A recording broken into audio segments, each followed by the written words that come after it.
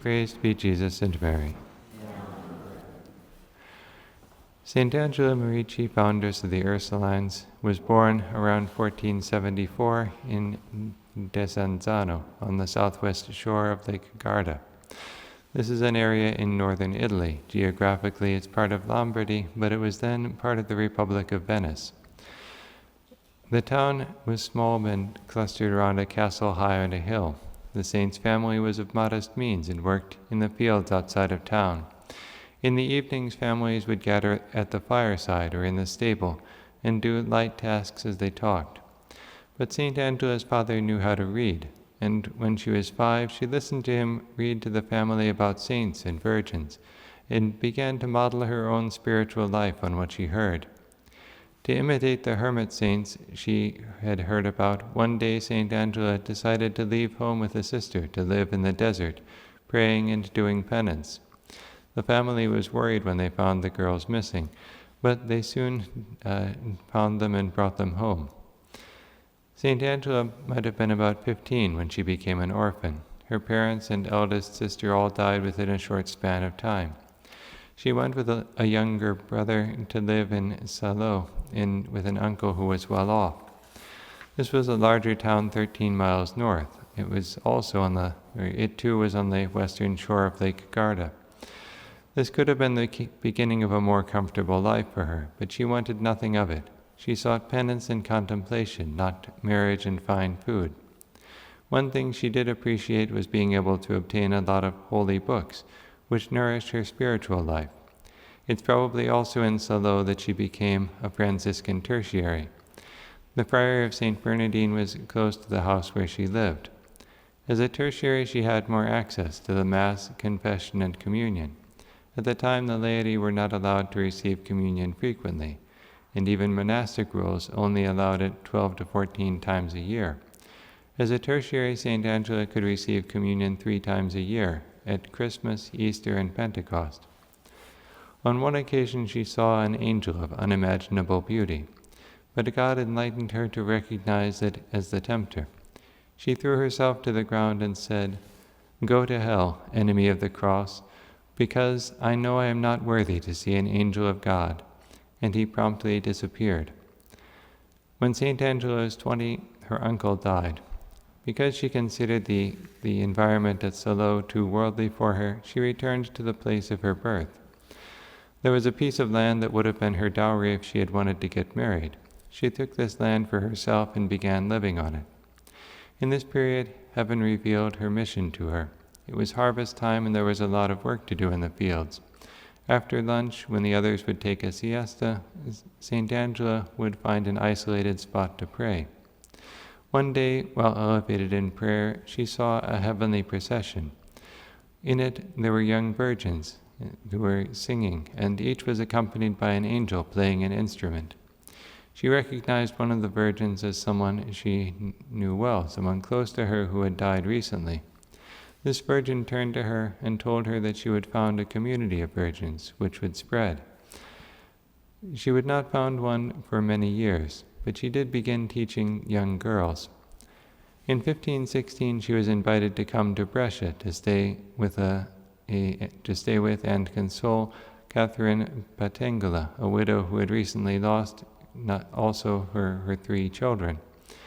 In that city, there were many poor girls who had little knowledge of the faith, so St. Angela began to gather them and teach them Christian doctrine and virtue. Society was losing its Christian character, and St. Angela was convinced that a good way to restore it was to make good Christians of the wives and mothers of tomorrow. Others wanted to help her in this work, but she hesitated to found a religious order as God was calling her to do. The model of religious life for women in that day was cloistered life in a monastery. She thought it would be better for those who wanted to help her to remain in the world so that they could visit the sick, instruct the ignorant, and succor the poor. She was not the only person who had come into the life of that widow with whom she was staying. Catherine's eldest son and a former servant had both died recently in the order of sanctity. The servant had had the gift of prophecy and had become a nun in the Augustinian monastery of Santa Croce of the Holy Cross. In that same monastery there lived, when St. Angela arrived, there lived a saintly nun, Laura Mignani, of whom, and so St. Angela might well have met her. In 1522, St. Angela made a pilgrimage to the tomb of Blessed Osanna Andreazzi, a Dominican tertiary who was something like St. Catherine of Siena. She was a contemporary of St. Angela who had had the stigmata. She died in 1505 and was already venerated as a blessed in Mantua by the time St. Angela made her pilgrimage there. In 1524 she went on another pilgrimage, this time to the Holy Land, but she didn't see anything there with her eyes, because when she got to Crete, she became almost completely blind. She continued her pilgrimage to the holy places and saw them with the eyes of her soul, as if she had seen them with the eyes of her body. After a few weeks, she returned to Crete, where her blindness was cured as she prayed before a crucifix. 1525 was a holy year, so she went to Rome for the indulgences. Pope Clement VII had heard of her holiness and of what she was doing to instruct girls, and he invited her to do this work in Rome. She declined and returned to Brescia because she feared that by working in Rome she would become too famous and fall victim to pride. In 1531, she organized a group of 12 girls, or 12 young women, to help her. In 1535, the group had grown to 28, and she finally answered the call to found the Company of St. Ursula. St. Ursula was a virgin martyr with many companion martyrs, and had appeared many times to St. Angela. This was the first religious institute specifically for the foundation of girls. Before this, it was possible to put girls in a monastery to be educated by nuns, but not all families could afford that. Indeed, few families could afford that, and education wasn't the primary purpose of these monasteries. St. Angela only had 5 years left in her life at this point to lead the Ursulines. As she felt death approaching, she dictated her spiritual testament, counsels for the sisters, and the rule.